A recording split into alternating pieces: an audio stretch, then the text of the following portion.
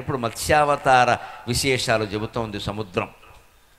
ఆది బ్రహ్మ ప్రమత్తుడౌ నెడ అవిద్యా వ్యాప్తిగా వింపగా ఆ దుర్మార్గుడు సోమకుండు శృతులన్యాయంబుగా దొంగిలన్ శ్రీదారుండు మదీయ గర్భమున తచ్ఛేదంబుగా వించి విద్యాదైన్యంబును బాపు ఘట్టములు అలేఖ్యంబైన స్వప్నంబులవు. సరిగ్గా మత్స్యావతారం ఎందుకు ఏర్పడిందో గమనించండి. మత్స్యంగానే ఎందుకు పుట్టాడు? సోమకాసురుడు అనే ఒక రాక్షసుడు బ్రహ్మదేవుడి చేతుల్లో ఉండే 4 వేదాలు పట్టుకెళ్ళిపోయాడు. మనకి పురాణంలో కథ ఎలా ఉంటుంది అంటే, బ్రహ్మలోకంలో బ్రహ్మదేవుడు కూర్చున్నట్టు ఆయన చేతుల్లో తాటాకు కట్టలు ఉన్నట్టు ఉంటుంది నిజానికి. కానీ వేదాలు తాటాకుల మీద రాసే స్థితి ఇప్పుడు వచ్చిందంటే భారతం జరిగాక వచ్చింది. అంతవరకు లేదు. అంతవరకు కేవలం వేద పండితులు కొన్ని లక్షల ఏళ్ల పాటు ధారణాశక్తితో తమ మేధాశక్తితో ధరించారు వేదాలను అలాగే ధరించారు. అందుకే వేద పండితులను చూడగానే మనం నమస్కారం చేయాలి, ఇంకేమీ అక్కర్లేదు. కొన్ని వేల ఏళ్ల పాటు దాటాకు పుస్తకాలు ఎప్పుడొచ్చాయో తెలిసే మీకు? భారత కాలంలో వచ్చే. వ్యాసుడు వినాయకుడిని కూర్చోబెట్టి రాయించాడు. మరి వాల్మీకి రాయించలేదండి. వాల్మీకి రామాయణంలో ఎక్కడా తాటాకు అని కానీ, గంటం అని కానీ, లేఖనం అని కానీ ఒక్క మాట కనపడదు. వాల్మీకి తన శిష్యులైన లవకుశులకి రామాయణం మొత్తం గేయం రూపంలో వినిపించాడు. వాళ్ళు వెళ్ళి పాడారు, ఇంకొకరు విన్నారు, ఇంకొకరు విన్నారు, ఇంకొకరు విన్నారు. ఆ రకంగా ప్రచారం అయ్యాక భారత కాలం నాటికి రామాయణం గ్రంథస్థమైంది. అంతవరకు కంఠస్థమే. కొన్ని వేల ఏళ్ళు 24,000 శ్లోకాల రామాయణాన్ని కంఠస్థం చేసిన జాతి భారత జాతి. అటువంటి రామజాతి ఇది. నిజానికి భారత జాతి కాదు, శ్రీరామ జాతి. జై శ్రీరామ్, జై శ్రీరామ్, జై శ్రీరామ్. శ్రీరామ జాతి మనది. కేవలం భారత జాతి అంటే కొంత కంఠస్థమే, కంఠస్థమే, కంఠస్థమే. మళ్ళీ అందరూ ఇంత శ్లోకాలు కంఠస్థం చేయలేరు కాబట్టి పండితులు కథల రూపంలో చెప్పారు దాన్ని. ఈ కథలన్నీ మళ్ళీ రాత్రిపూట చెట్టు కింద చుట్టకాల్చుకుంటూ సరదాగా పామరులందరూ చెప్పుకున్న అలాగట్రా ఎలాగట్రా ఆయన చెప్పారు ఈయన చెప్పారు ఉంటుంది. దాంతో రకరకాల గ్రంథాలు పుట్టే, కథలు పుట్టే, ప్రచారం అయింది సాహిత్యం అంతా. అంతా మౌఖికమేనండి. ఈ రాత్రిపూట కూర్చుని చెట్టు కింద మాట్లాడుకునే జనం కూడా ఎవరికి చదువు రాదు, వాళ్ళు ఎవరు రాయలేరు, నోటికే చెప్పారు.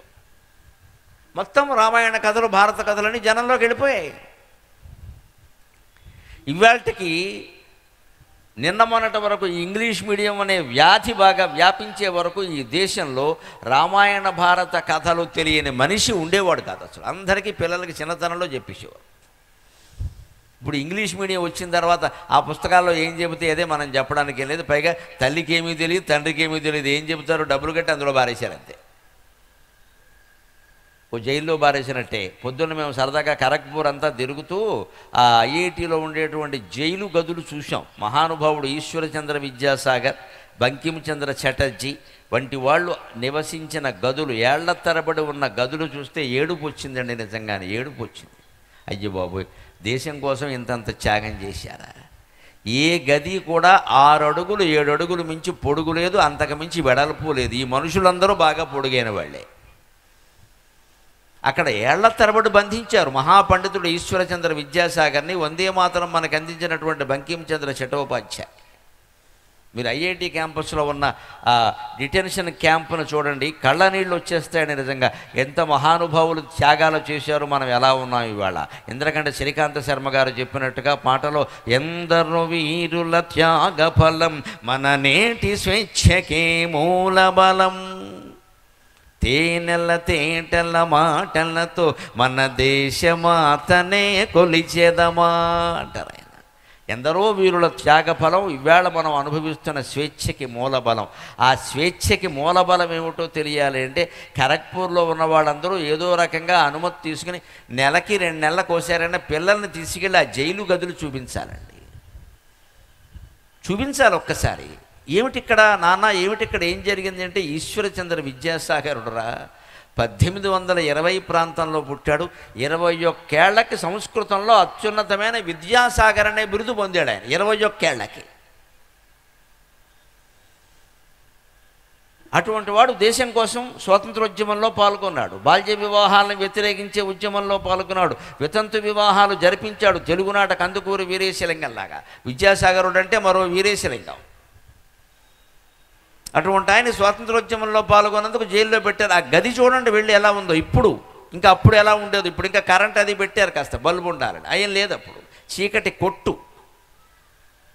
పైగా మరీ దారుణం ఏమిటంటే ఎదురుగా టాయిలెట్స్ లాంటి నిర్మాణం ఒకటి ఉంది. అదేమిటి అన్నాను నేను. ఇక్కడ వీళ్ళకి టాయిలెట్స్ అన్నారు. టాయిలెట్స్ పరిస్థితి ఎలా ఉండేదంటే అప్పట్లో ఎప్పుడో ఉదయం 8, 9 తీస్తారు. అంతవరకు వీళ్ళ గదులు తాళాలు తీరు. ఉగ్గబట్టుకుని కూర్చోవాలండి వాడు తాళం తీసే వరకు. ఈ ఖైదీలందరూ అన్నం పెట్టకపోగా కాలకృత్యాలు కూడా తీర్చుకునేవాళ్ళ. ఎంత కష్టమండి కాలకృత్యాలు ఆపుకోవడం అంటే. ఏదైనా ఆపుకుంటాం కానీ పొద్దున్న మొహం కడుక్కోకుండా ఉండగలం, అల్పాహారం తినకుండా కూడా ఉండగలం. కాలకృత్యాలు మన చేతుల్లో ఉన్నాయా? దాని ఇష్టం, దాని దయ. కాయం బళ్ళలు వేసుకుంటే తప్ప కొంతమంది కానే కావు. మహానుభావులు కొంతమంది ఉంటారు, న్యూస్ పేపర్ చూసి 2 తీవ్ర వార్తలు చదివితే కానీ వాడికి కాదు. నాకు చాలా జాలి వేస్తుంది. ఆగస్టు 16ని సంక్రాంతి మర్నాడు, శివరాత్రి మర్నాడు వీడి పరిస్థితి ఉంటుంది. ఆ రోజు పేపర్ రాదు, ఇక వీడికి అన్నీ బందే. కొంతమంది ఉన్నారు అలాగే, పొద్దున్నే పేపర్ చూడాలి, అందులో కూడా సంచలన వార్త చూడాలి. ఇక్కడ ఎవరో చంపేశారని. అప్పుడు వీడికి కడుపులో కదులుతుంది. వాడిని చూసి నేను అనుకుంటా, జనవరి 27 వీడి పరిస్థితి ఏమిటి? పేపర్ రాదు. ఆగస్టు 16 వీడి పరిస్థితి ఏమిటి? శివరాత్రి మర్నాడు వీడి పరిస్థితి ఏమిటి? దీపావళి మర్నాడు ఏమైపోతాడు వీడు? అంత కష్టమండి. అంచేత ఆ కాలకృత్యాలు కూడా వాళ్ళు వచ్చి తాళం తీసే వరకు ఆగారు అక్కడ. ఎంత బాధపడి ఉంటారు, ఎంత క్షోభపడి ఉంటారు. వాళ్ళు సాధించినటువంటి దేశం ఈవేళ అహంకారుల పాలబడింది, దురహంకారుల పాలబడింది. వ్యక్తిగత అహంకారాలతోనే పరిపాలనలు నడుస్తున్నాయి. జాతి సంక్షేమాన్ని కోరేవాళ్ళు బాగా తగ్గిపోయారు. మళ్ళీ భగవంతుడు ఆ కల్కి అవతారం ఎప్పుడో కాదు వెంటనే వచ్చేస్తే బాగుండు అనిపిస్తుందో. దెబ్బ కొట్టేస్తే మొత్తం అందరినీ శనుదిరిపోతుంది. అంత తీవ్ర ఆవేదన అందరిలోనూ ఉంది. కానీ ఆ భగవంతుడు ఎప్పుడు వస్తాడో ఆ తీవ్ర పరిస్థితి ఏమిటంటే మత్స్యావతారమే ఉదాహరణ. వేదాలు బ్రహ్మచేతుల్లోంచి దొంగిలించడం అంటే ఎవరో వచ్చేలా తీసుకెళ్ళిపోవడం కాదు. ఆది బ్రహ్మ ప్రమత్తుడవునేడా. ఎప్పుడు విద్యను ఎవరు దొంగిలిస్తారండి? ఎవరు దొంగిలించారండి? నచోరకార్యం నచరాజకార్యం నభ్రాతృభాద్యం నచ భారకారి వ్యయే కృతే వర్ధతయేవ నిత్యం విద్యాధనం సర్వధన ప్రధానం అంటాడు భర్తృహరి. దొంగలు దొంగిలించలేని ధనం ఏదన్నా ఉంటే అది విద్య. అది విద్య. పాండిత్యం ఒకరి దగ్గర ఉంది, మీరు వారి దగ్గర దొంగతనం చేయగలరా? ఆయన బుర్ర బద్దలు కొట్టేసిన ఆయన చచ్చిపోతాడు, కానీ నీకేం రాదు. చచ్చినట్టు ఆయన కాళ్ళ దగ్గర కూర్చొని నేర్చుకోవలసిందే, ఇంకో దారి లేదు. నేర్పినా వస్తుందో రాదో చెప్పలే. నచోరకార్యం. దొంగలు దొంగిలించలేరు. మరి బ్రహ్మదేవుడి దగ్గరున్న విద్యని, వేదాలని సోమకాసురుడు దొంగిలించారంటే అది పుస్తకం కాదు దొంగిలించడానికి. పుస్తకంలో ఉండేవి కాదు ఆ రోజుల్లో విద్యలు, మస్తకంలో ఉండేవి. కాబట్టి కాపీయింగ్ జరిగేది కాదు. ఇప్పుడు విద్యలు నిండా కాపీయింగే. ఎందుకని పుస్తకాలు పట్టుకెడతారు. ఈ పుస్తకంలో వీడు రాస్తాడు, వాడిని చూసి ఇంకోటి రాస్తాడు. కష్టపడి చదివిన వాడికి 90 మార్కులు వస్తాయి, వాడు చెయ్యెత్తితే చూసి రాసిన వాడికి 70 మార్కులు వస్తాయి. వాడికంటే ముందు వీడికే IITలో సీట్ వచ్చేస్తుంది. అప్పుడు ఈ కష్టపడి చదివినవాడు ఏమనుకుంటా, అనవసరమే చెయ్యెత్తేవాడు పక్కన కూర్చుంటే సరిపోయేది అనుకుంటాడు. ఎందుకంటే వ్యవస్థ పాడైపోతుంది. పూర్వం విద్యా విధానం అంతా మౌఖిక విద్య. నీకు వేదం వచ్చినా, ఫలానా పనస వచ్చినా అప్పగించు. ఇషేద్వోర్చే ద్వావాయవస్థోపాయవస్థ దేవావ సవిత అప్పగించాల్సిందే. పక్కన చూడడానికి ఏం లేదు అక్కడ. బ్రహ్మ పదార్థాన్ని గురించి వేదంలో ఏం చెప్పారు చెప్పు అంటే, నబహి ప్రజ్ఞం నాంతః ప్రజ్ఞం నబహి ప్రజ్ఞం నోభయతః ప్రజ్ఞం న ప్రజ్ఞానఘనం న ప్రజ్ఞం నా ప్రజ్ఞం అదృశ్యం అవ్యవహార్యం అగ్రాఖ్యం అచింత్యం అలక్షణం అవ్యపదేశ్యం ఏకాత్మ ప్రత్యయసారం ప్రపంచోపశమం శాంతం శివం అద్వైతం చతుర్థం మన్యంతే సాత్మా స విజ్ఞేయక అని కంఠస్థం చేసి చెప్పాల్సిందే. పక్కన చూడడానికి ఏం లేదు, చూస్తే ఏమీ తెలియదు, ఖాళీ. ఇది విద్య. ఇవాళ కర్మ ఏమొచ్చింది అంటే, ముక్తినిచ్చడి విద్య ముష్టి చెంబైపోయే చూచి రాతల విద్య శోకుమీరే అని సాగర ఘోష కావ్యంలో రాశాను. బ్రిటిష్ వాళ్ళ దయ వల్ల మనలో వచ్చిన ఆచారాలు ఏమయ్యాయంటే, గుమ్మ పాలను ద్రావు కమ్మందనము పోయే కాఫీ గత ప్రాణ కర్మ వచ్చి. గుమ్మపాలను ద్రావు కమ్మందనము పోయే కాఫీగత ప్రాణ కర్మ వచ్చే ముక్తినిచ్చడి విద్య ముష్టి చెంబైపోయే చూచిరాతల విద్య శోకు మీరే యజ్ఞ ధూమముల ఆస్వాదనము పోయే సిగరెట్ల రింగుల పొగలు హెచ్చి పంచెగట్టుటయన్న ఒట్టి ఛాందసమయ్యే గొట్టాలలో కాళ్ళు గొప్పవయ్యే పంచెగట్టుటయన్న ఒట్టి ఛాందసమయ్యే గొట్టాలలో కాళ్ళు గొప్పవయ్యే ఆత్మవిశ్వాస ఖనియైన ఆర్షజాతి తనను తాను అనుమానించుకొనుట నేర్చి ఆత్మవిశ్వాస ఖనియైన ఆర్షజాతి తనను తాను అనుమానించుకొనుట నేర్చి ఒక్క మాటలో చెప్పనావో కవీంద్ర ఒక్క మాటలో చెప్పనావో కవీంద్ర జాతికంతకు ఇంగ్లీషు జ్వరము వచ్చి ఇంగ్లీష్ ఫీవర్ అని కరోనా ఫీవర్ని మించిన ఫీవర్ ఆ ఫీవర్ పట్టుకుంది అందరికీ ఇప్పుడు ఇది వదిలించుకుంటే తప్ప మళ్ళీ మన సంస్కృత సంప్రదాయాలు మనం నిలబెట్టుకునే అవకాశం లేదండి విద్య ఎప్పుడు దొంగిలింపబడుతుందంటే ఇతరుల చేత దొంగిలింపబడదు నువ్వు ప్రమత్తుడవైతే నువ్వు బద్ధకస్తుడవైతే నువ్వు మందకుడు మనిషి అయితే నీ విద్య మొత్తం పోతుంది అదే బ్రహ్మదేవుడు ప్రమత్తుడయ్యాడు అవుతాడు బ్రహ్మదేవుడైనా అవుతాడు ఒక ముఖం అన్నవాడికి ఆవులింతలు చాలా వస్తున్నాయి 4 ముఖాలు ఉన్నవాడికి 4 3 12 ఆవులింతలు వస్తాయి బ్రహ్మదేవుడు ఆవులించినప్పుడే పుట్టాడు జాంబవంతుడు బ్రహ్మదేవుడు ఆవులించినప్పుడు పుట్టాడు జాంబవంతుడు ఆయనకు ఆవులింతలు వస్తాయి అంచనా వాడు పట్టుకుపోయాడు అంటే అర్థమేమిటి విద్యార్థులు ఎవరైనా సరే ప్రమత్తులుగా ఉంటే విద్య జారిపోతుంది ఉపాధ్యాయుడు పాఠం చెబుతుంటే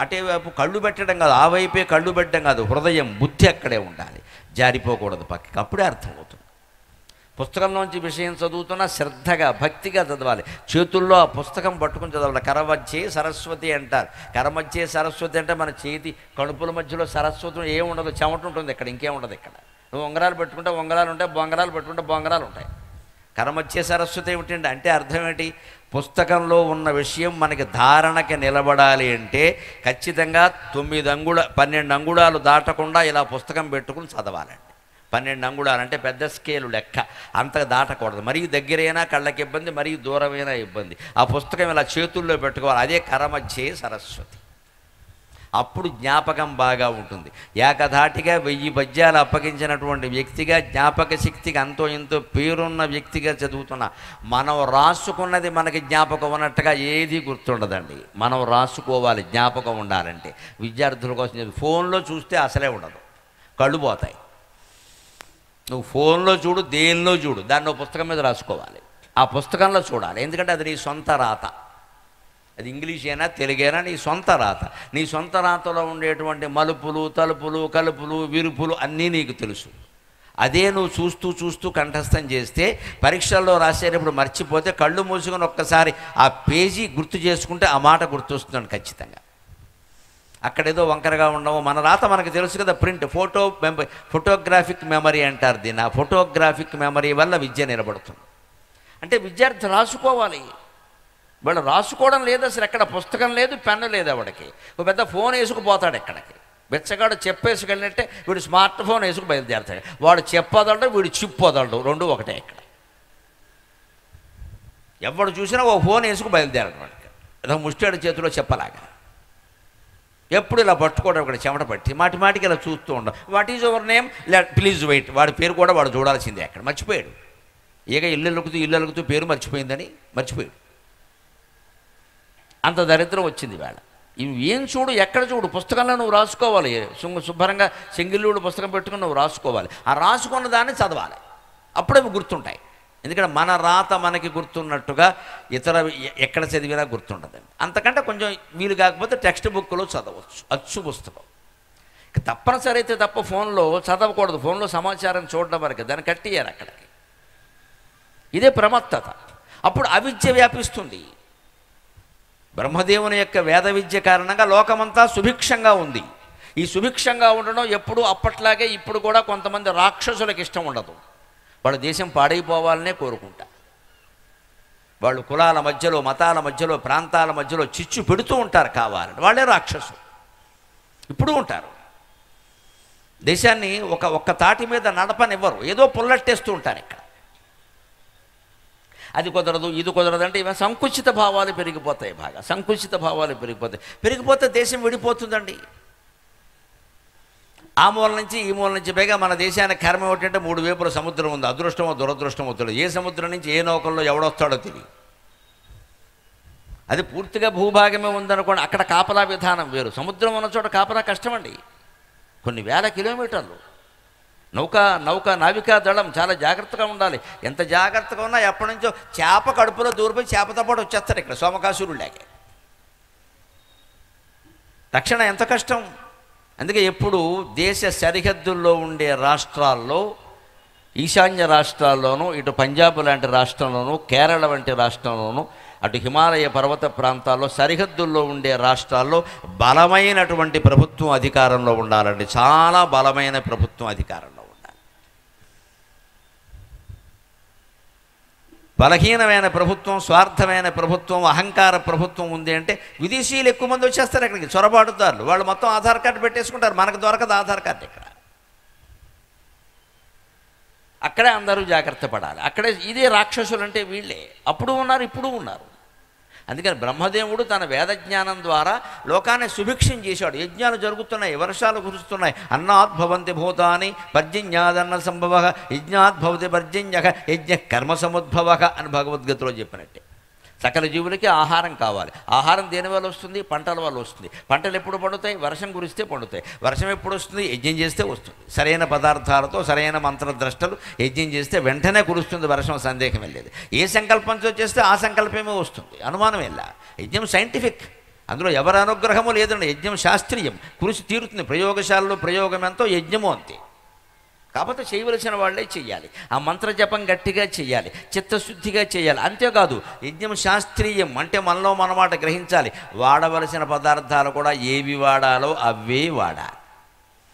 మర్రి కొమ్మ కావాలంటే మర్రి కొమ్మే ఉండాలి, మారేడు కొమ్మ ఎత్తే కుదరదు అక్కడ. సైంటిఫిక్ అదంతా. అందుకే మీకు మామూలుగా కూడా లోకంలో సత్యనారాయణ వ్రతం చేశారనుకోండి, అక్కడ ఏదో తమలపాకు పెట్టమంటారు. తమలపాకు బదులు పోనీ లేదండి అంటే ఒట్టిన దర్భపొడకేసి పెట్టినా పర్వాలేదు. అరటిపండు అరటిపండు లేదండి కమలా పండు ఉందన్న సత్యనారాయణ స్వామి ఊరుకుంటాడు, పర్వాలా. కానీ తద్దినం పెట్టేటప్పుడు నువ్వులు పెట్టాలంటే నువ్వులే పెట్టాలి, కానీ నువ్వులు బదులు పెసరెడితే పితృదేవతలు పారిపోతారు మొత్తం అక్కడ ఉన్నారు. అది శాస్త్రీయం, అది సైంటిఫిక్. అక్కడ దర్భలే ఉండాలి, నువ్వులే ఉండాలి, పెద్ద కొడుకే ఉండాలి, కర్త ఖచ్చితంగా ఉండాలి. వాడు యజ్ఞోపవేతం వేసుకోవాలి, అవసరమైతే మార్చుకోవాలి. నా ఇష్టం వచ్చినట్టు చేస్తానంటే కుదరదు అక్కడ. బొటన వేలుతో తీర్థం వదిలిపెట్టండి తండ్రి కంటే బొటన వేలుతోనే వదిలిపెట్టాలి. దాకమేసిన వాడికి నీళ్లు పోసినట్టు పోసేయకూడదు. ఇలాగా వాడు పారిపోతాడు అక్కడి నుంచి.